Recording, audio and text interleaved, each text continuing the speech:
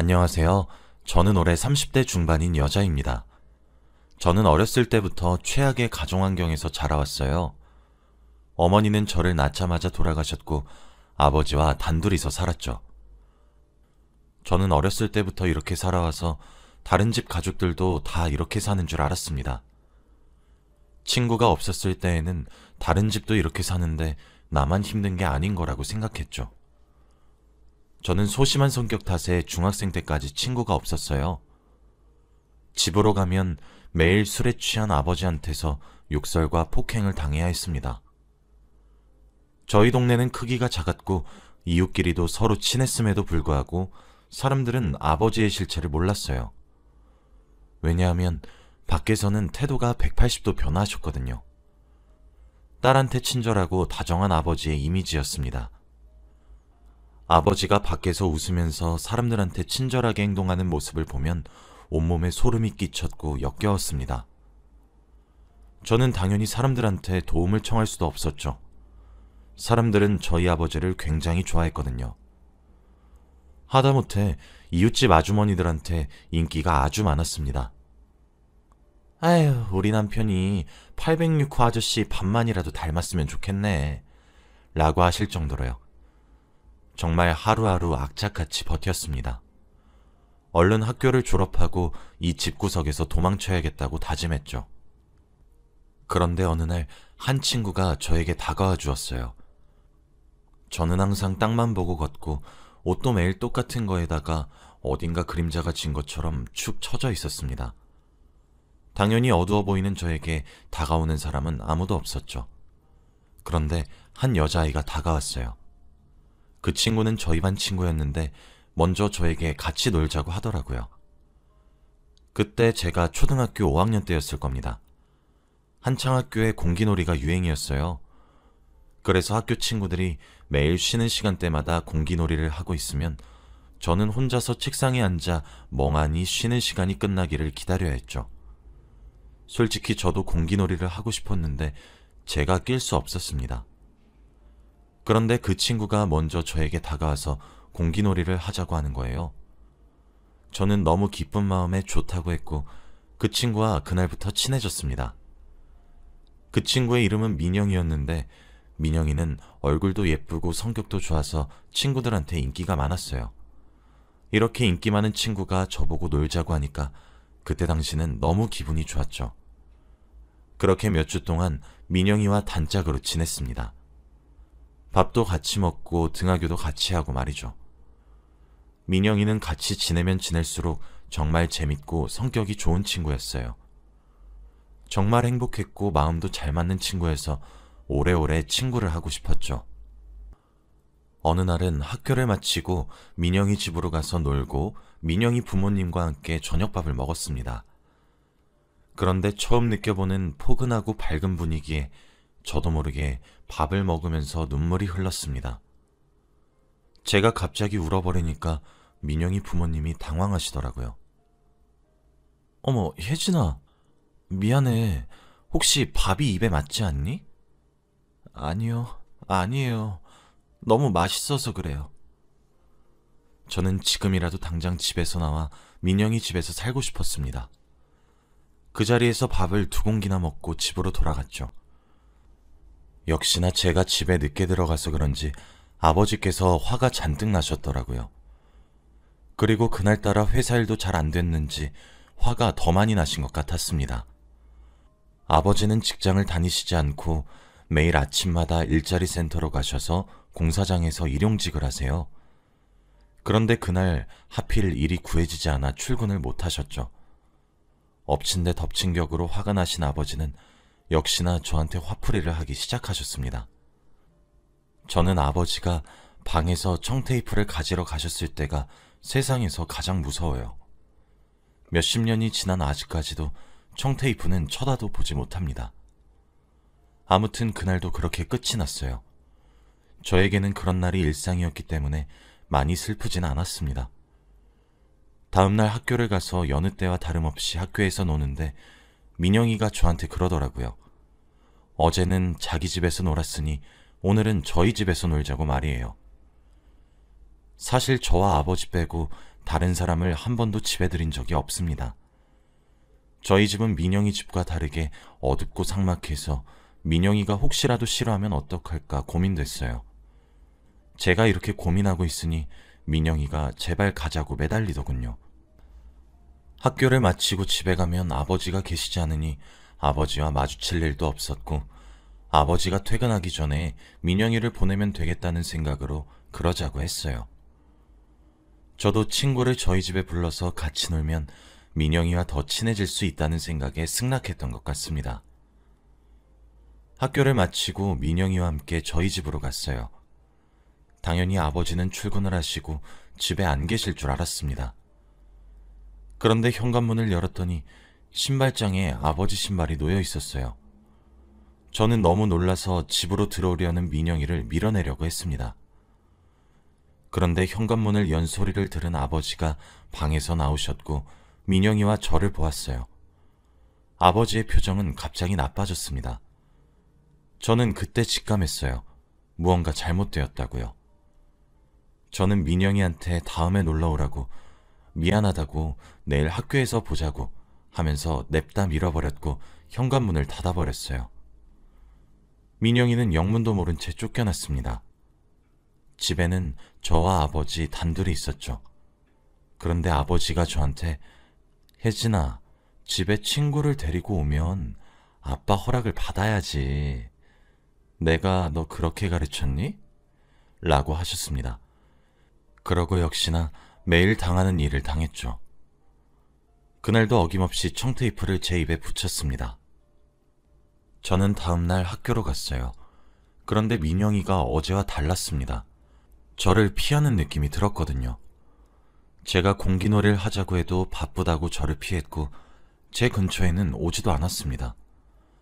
저는 이유를 알 수 없었어요. 어제까지만 해도 친했던 민영이가 갑자기 왜 저를 피하는지 말이죠. 그런데 며칠 뒤 학교에 소문이 돌았습니다. 제가 민영이를 때렸고 민영이한테 친구하지 말자고 했다고 말이죠. 이 소문은 민영이가 냈습니다. 저는 반박을 할 수도 없었어요. 이미 친구들은 민영이 말만 철석같이 믿었거든요. 아마 제가 민영이한테 갑자기 나가라고 밀고 언성을 높여서 민영이가 그렇게 받아들인 것 같아요. 그때 저는 너무 어렸기에 제가 잘못한 줄 알았어요. 그래서 민영이한테 찾아가서 사과했습니다. 그럴 의도는 아니었다고 말이죠. 그런데 민영이가 저한테 묻더군요. 그럼 그때 왜 날 집에 못 들어가게 했는데? 라고 말이죠.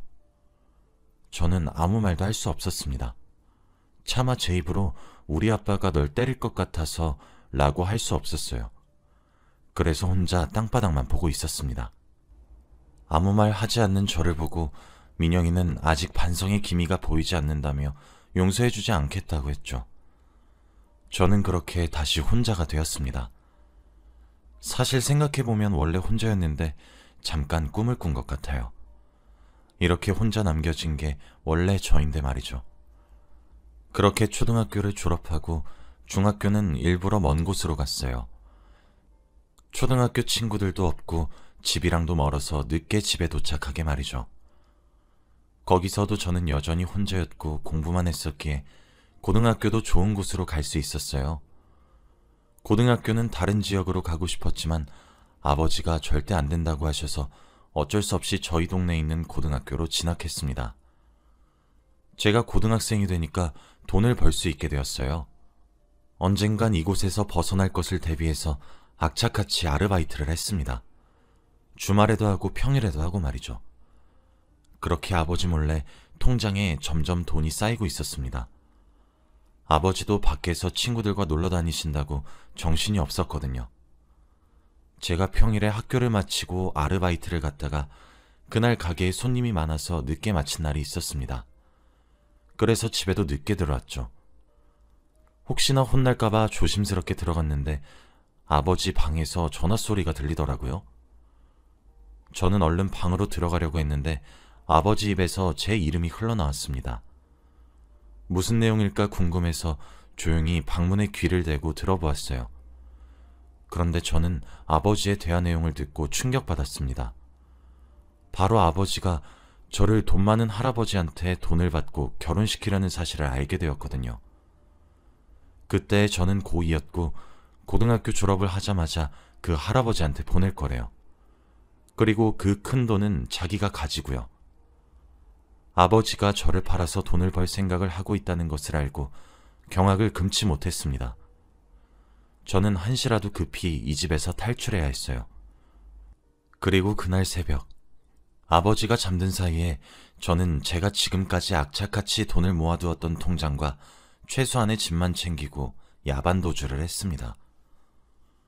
새벽 첫 차를 타고 최대한 집에서 먼 지역으로 혼자 갔어요. 혹시라도 뒤에서 아버지가 따라올까봐 심장이 미친 듯이 뛰었죠. 그리고 버스가 출발했을 때 저는 눈물을 펑펑 흘렸습니다. 도대체 제가 왜 이런 인생을 살아야 하는지 한탄하면서 말이죠. 그렇게 저는 고2 때 집을 떠나 혼자서 살게 되었습니다. 저는 휴대폰도 없었고 아무것도 없었어요. 혹시라도 아버지가 찾을까봐 사람이 최대한 없는 깊숙한 곳으로 들어가서 살았습니다. 버스도 하루에 5대밖에 다니지 않는 시골이요. 저는 거기서 정말 악착같이 살았습니다. 돈이 되는 일이라면 다 했어요. 그리고 거기는 시골이라서 할아버지 할머니들 밖에 안 계셨는데 가끔씩 농사일을 도와드리면 용돈도 주시고 하셨습니다. 그렇게 저는 성인이 되었어요. 이제 정말로 아버지와의 인연은 끝이라고 생각했죠. 혼자 사는 게 너무 행복하고 즐거웠습니다. 비록 고등학교 졸업장은 얻지 못했지만 너무 행복했습니다. 그리고 저는 거기서 일자리를 구했어요. 버스를 타고 시내로 나가서 직장을 구했죠. 유명하고 좋은 회사는 아니었지만 중졸이었던 저를 받아준 것만으로 너무 감사했어요. 그리고 거기서 열심히 일을 하고 돈도 벌고 그랬습니다. 동네 어르신들이 다들 저한테 기특하다고 말해주셨어요. 그리고 저를 정말 손녀처럼 대해주셔서 저도 너무 행복했고요. 솔직히 그 동네가 정이 너무 많아서 반찬거리들을 다 저한테 주세요. 자기 자식들은 부모 보러 오지도 않는다며 자기 자식들보다 제가 더 낫다고 하면서요. 그래서 밥 걱정도 없었죠. 제가 거기서 막내였고 어른들의 사랑을 많이 받았습니다. 그리고 그곳에서 생애 첫 남자를 만나게 되었죠. 다들 저보고 자식이 조금만 어렸으면 저를 며느리 삼았을 거라고 입이 닳도록 말씀하셨어요. 그런데 그 동네는 워낙 어르신들이 많아서 제 또래 사람들을 볼 수가 없었죠. 근데 어느 날 이장님의 아들분을 보는데 저와 나이 또래가 비슷해 보이더라고요. 무엇보다 너무 잘생겼습니다. 솔직히 저는 회사 사람들이랑 마을 어르신들밖에 볼 사람이 없으니까 그런 미남을 보고 얼굴이 새빨개졌어요. 그리고 마을 사람들도 저의 모습을 보고 눈치를 챘죠. 이장님과 저도 친한 사이였기 때문에 저한테 둘이 친해져 보라고 하시더라고요. 그분은 원래 이 동네에 살지 않고 시내에서 사는데 휴가철이라서 잠시 본가에 놀러 왔다고 했습니다. 제가 여기서 혼자 산다고 하니까 많이 놀라긴 하더라고요. 그리고 어디서 일을 하냐고 물어보니 신기하게도 제가 다니는 회사 바로 앞 건물인 겁니다. 그렇게 저와 그 사람은 급속도로 친해졌고 그분의 휴가철 기간 동안 저희는 매일 만나서 놀았죠. 같이 동네 슈퍼에 가서 아이스크림도 먹고 동네에 하나밖에 없는 맥주집에 가서 맥주도 먹으면서 말이죠. 처음 본 사이임에도 불구하고 대화도 잘 통했습니다. 그렇게 일주일간 놀았죠. 이제 그분의 휴가가 끝나서 집으로 돌아가야 하는 날이 왔습니다. 저는 배웅을 해주기 위해서 이장님 집 앞으로 아침 일찍 갔어요. 그런데 그분이 저한테 종이 한 장을 주시더라고요. 바로 자신의 전화번호였습니다. 그러면서 꼭 연락하라고 또 보고 싶다고 했죠. 이장님도 자신의 아들이 이렇게 행동하는 건 처음 본다며 저와 그분의 사이를 축하해 주었습니다. 저는 집으로 재빠르게 돌아가 연락을 해서 약속을 잡았어요. 그리고 제 회사 앞에서 일을 하고 계시니 점심시간 때마다 점심밥도 같이 먹었죠. 저희의 사이는 점점 발전했습니다. 그렇게 연인 사이가 되었죠. 처음 연애를 해봐서 되게 행복했어요. 남자친구도 여자를 만나본 게 처음이라고 했죠. 저희는 안정적인 직장도 있었고 그때는 만난 지 좀 되었을 때라 결혼을 해야 할 나이가 되었습니다. 저희 둘 다 20대 후반이었거든요. 이장님께서 계속 언제 결혼할 거냐고 독촉하셨고 저보고 며느리라고 부른 지 꽤 오래됐습니다. 저도 당연히 남자친구와 결혼하고 싶었지만 딱 하나 걸리는 게 있었어요. 바로 아버지입니다. 몇십 년 동안 연락이 없다가 결혼을 하게 되면 당연히 만나야 하는데 저는 아버지를 소개시켜드리고 싶지 않았거든요. 그리고 무엇보다 아무도 제 과거에 대해서 모릅니다. 제 과거 이야기를 듣고 남자친구가 떠날 것 같아서 무서웠죠. 그래서 혼자 고민을 하고 있었어요. 어떻게 해야 할지 말이죠. 그런데 그때 저희 집으로 우편물이 날아왔습니다. 원래 우편물이 잘 안 오는데 무슨 일인가 싶어서 열어봤어요. 그런데 전 내용을 보자마자 심장이 내려앉는 기분이 들었습니다. 바로 아버지에 관한 내용이었거든요. 아버지가 국민기초생활보장을 신청하셨는데 부양의무자가 제 이름으로 되어 있었습니다. 저는 갑자기 과거의 기억이 머릿속에서 스쳐 지나갔어요. 너무 무섭고 두려웠습니다. 지금이라도 당장 아버지가 저를 찾아올 것만 같았거든요. 그리고 그날 저녁 몇십 년 만에 아버지한테서 전화가 왔습니다. 모르는 번호로 왔길래 아무 생각 없이 받았어요. 그런데 목소리를 듣고 정말 아무 말도 할 수 없었습니다. 혜진아, 아빠다.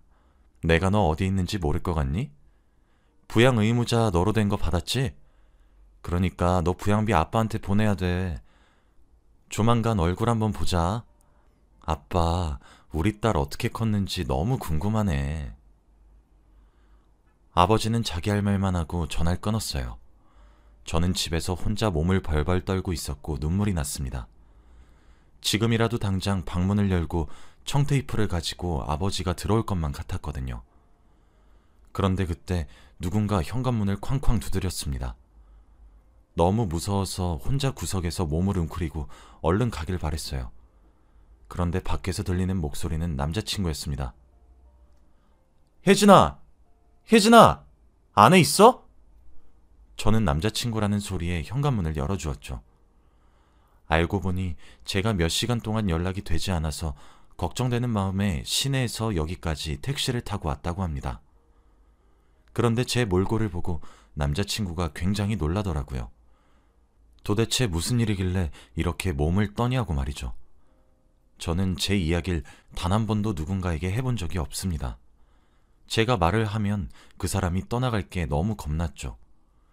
그런데 남자친구라면 저의 이야기를 다 해도 괜찮을 것 같다는 생각이 그때 들었습니다. 그리고 결혼할 사이라면 어차피 알아야 할 이야기니까요.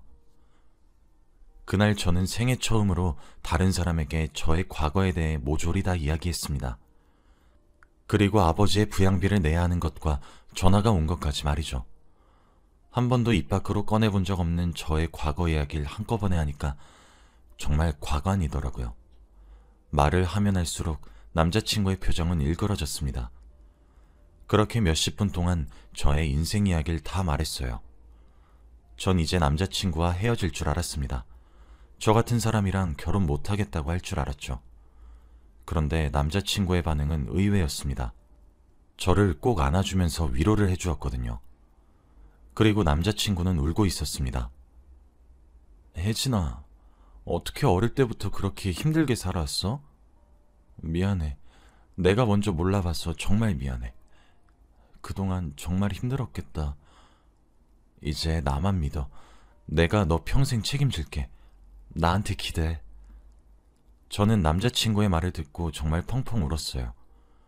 제가 평소에 듣고 싶던 말들을 다 말해주었거든요. 단 한 명도 저한테 위로를 해준 적이 없습니다. 그리고 남자친구는 저에게 우리 이제 아픈 거 같이 헤쳐나가자. 그러니까 우리 결혼해 당장. 이라고 했죠. 저는 좋다고 나도 결혼하고 싶다고 말했습니다. 그러면서 남자친구는 부양기피 사유서를 제출하라고 하더라고요. 그러면 아버지를 부양하지 않아도 된다고 하면서요. 저보다 이 일에 관심을 많이 가져주는 남자친구한테 너무 고마웠습니다. 그리고 며칠 뒤에 이장님 댁으로 갔어요. 정말 물사대기 맞을 각오하고 갔습니다. 제 과거를 알게 된다면 결혼은 무조건 반대할 거라 생각했거든요. 남자친구의 부모님은 저를 보자마자 이제야 인사를 드리러 왔냐며 좋아하셨습니다. 그리고 식사를 하다가 제가 말씀드렸어요. 저의 아버지에 대한 이야기를 말이죠. 저는 말을 하는 내내 고개를 들 수 없었습니다. 항상 저를 환하게 웃으면서 봐주시던 이장님의 얼굴이 일그러져 있을 것 같았거든요. 그렇게 긴 저의 이야기가 끝나도 저는 고개를 들지 못했습니다. 그렇게 한 몇 분 동안 침묵이 흐른 것 같아요. 그런데 남자친구 부모님께서 하신 첫 말씀을 듣고 저는 놀라고 말았습니다.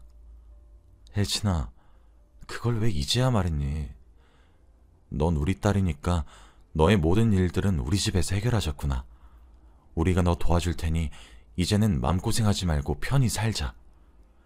그리고 남자친구 어머님께서 눈물을 뚝뚝 흘리시면서 그동안 마음고생이 얼마나 많았겠니? 그 어린 나이에 라고 하셨죠. 저는 정말 좋은 분들을 만난 것 같습니다. 이런 답변을 하실 거라고 상상도 못했는데 어떻게 이럴 수 있죠? 저는 시부모님과 남자친구 덕분에 아버지를 떨쳐낼 수 있을 것 같았습니다. 그리고 얼마 후 아버지께서 저를 찾아오셨어요. 연락도 없이 저희 집으로 말이죠.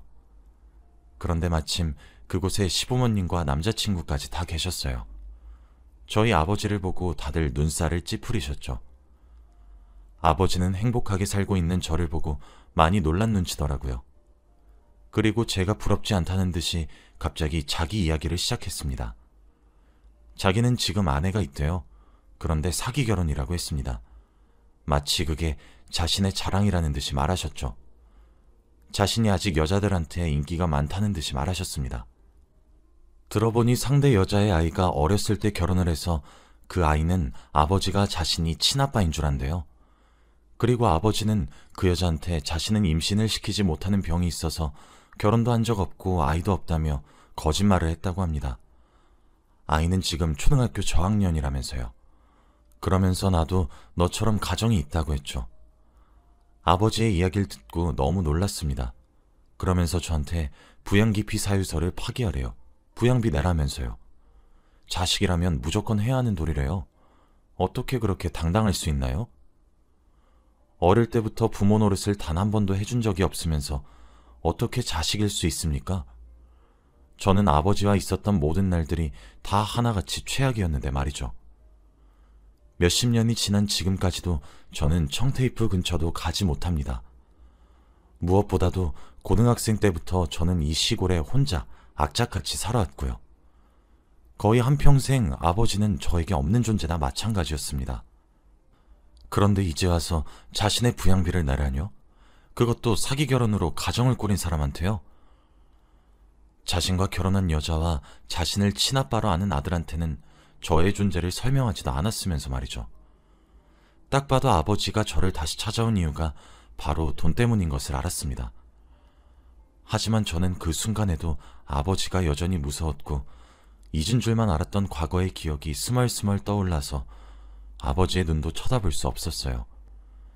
그런데 제가 이렇게 겁을 먹고 있을 때 남자친구와 남자친구 부모님이 아버지를 내쫓았습니다. 어디 감히 부모 도리도 못한 것이 자식 도리를 받길 바래? 그리고 지금 사기 결혼을 하면서 딸 정체도 안 밝힌 양반이 여기가 어디라고 찾아? 당장 썩 나가! 그러면서 셋이서 아버지를 문 밖으로 미셨지만 아버지는 욕설을 내뱉으면서 자신의 몸에 손 하나 대지 말라고 바락바락 우겼고 결국 저희 집에 대자로 뻗었죠. 딸, 너 나한테 부양비 안 주면 내가 너 고소할 거야 라고 하면서 말이죠. 계속 내쫓으려고 하자 결국 마지막 방법으로 남자친구는 경찰을 불렀고 다 같이 파출소로 가게 되었죠. 아버지는 경찰한테 끌려가는 내내 소리를 지르셨습니다. 내가 저 계집애 아버지 되는 사람이야. 내가 누군지 알고 내 몸에 손을 대는 거야. 그리고 파출소에 저희 넷이서 조사를 받게 되었죠. 조사를 받던 도중 갑자기 한 여인과 남자아이가 파출소로 들어왔습니다. 거의 울먹거리는 표정을 하고 말이죠. 파출소 문을 열고 두리번거리더니 아버지한테로 달려가더군요. 그러면서 어디 다친 데는 없냐고, 누가 그랬냐고 아버지한테 쩔쩔 매달렸습니다. 딱 봐도 알 수 있었죠. 바로 사기 결혼을 한 여자와 그 여자의 아들이었습니다. 아버지는 그 여자를 보고 빨리 안 오고 뭐 했어? 내가 여기서 얼마나 고생했는지 알아? 라고 하며 손이 올라갔고, 그 여자는 아버지 보고 죄송해요. 너무 시골이라 라고 했죠. 남자친구와 저, 그리고 남자친구 부모님은 딱 보고 어떤 가정 환경인지 눈치챌 수 있었습니다. 저는 그 여자가 너무 불쌍했고 아버지에 대해 아무것도 모르는 게 안타까워서 솔직하게 모든 것을 다 말하기로 결심했습니다. 무엇보다 어린 아들이 너무 가여웠거든요. 그 여자에게 무슨 일이 있었고 왜 경찰서로 왔는지 다 말했고, 그리고 마지막으로 아버지의 사기 결혼에 대해서도 다 말했습니다. 그 여자는 다리에 힘이 풀린 채로 쓰러지고 말았죠. 아버지는 저보고 미쳤냐고 달려드셨지만 경찰이 막았습니다. 저는 그리고 그 자리에서 바로 아버지를 고소했어요. 어릴 때의 가정폭력과 이런저런 다양한 죄목들을 다 합해서 말이죠. 결국 아버지의 손에는 수갑이 채워졌고 더 큰 경찰서로 이동하셨습니다. 끝까지 저에게 너희 계집애, 내가 지옥 끝까지 찾아갈 거니까 각오해 라고 하셨어요. 모든 상황이 종료되고 해가 다 진 밤에 저와 남자친구, 그리고 남자친구 부모님은 집으로 돌아갔습니다. 그러면서 당분간은 아버지 고소건으로 자주 경찰서에 들락날락거려야 하니 같이 지내주신다고 했죠. 저는 그분들에게 너무 감사했습니다. 저의 친아버지조차도 저를 버렸는데 생판 남이신 분들이 자신의 일처럼 도와주신다는 게 감동이었어요. 그리고 무엇보다 아마 이 세 분이 없었다면 저는 아직도 아버지한테 붙잡혔을 겁니다. 고소는 꿈도 못 꿀 일이었죠. 그렇게 저는 세 분의 보살핌을 받으며 점점 더 굳세져 갔습니다. 이제는 아버지의 눈도 잘 마주칠 수 있고 따박따박 말대꾸도 다 할 수 있죠. 몇 주가 지나고 아버지의 재판이 다 끝난 뒤 아버지는 구치소로 들어갔습니다. 저에게 끝까지 화를 내시더라고요. 그때마다 남자친구가 제 손을 잡아주는데 그게 얼마나 의지가 되는지 몰라요. 제가 힘들 때마다 옆에 있어주고 기댈 수 있는 사람이 있다는 게 행복인 것 같습니다. 아마 이 행복을 누리기 위해 평생을 불행했던 게 아닌가 싶어요. 가끔씩 이 행복이 끝날까봐 두렵긴 하지만 지금을 즐기려고 하고 있습니다. 아무튼 저는 좋은 사람들 덕분에 평생의 고역이었던 아버지를 끊어낼 수 있었습니다. 다시는 마주치고 싶지 않아요. 지금은 남자친구와 결혼을 했고 시댁살이를 하고 있습니다. 그런데 다들 저의 친부모처럼 너무 잘해주세요. 이런 게 바로 행복이라는 것을 요즘 느끼고 있습니다. 여러분들도 혹시 저처럼 힘든 일을 겪고 계신다면 한번 부딪혀보는 것도 좋은 것 같아요. 저는 아직까지도 고등학생 때 야반도주를 했던 게 천만다행이라고 생각합니다. 제 이야기는 여기까지예요. 들어주셔서 감사합니다.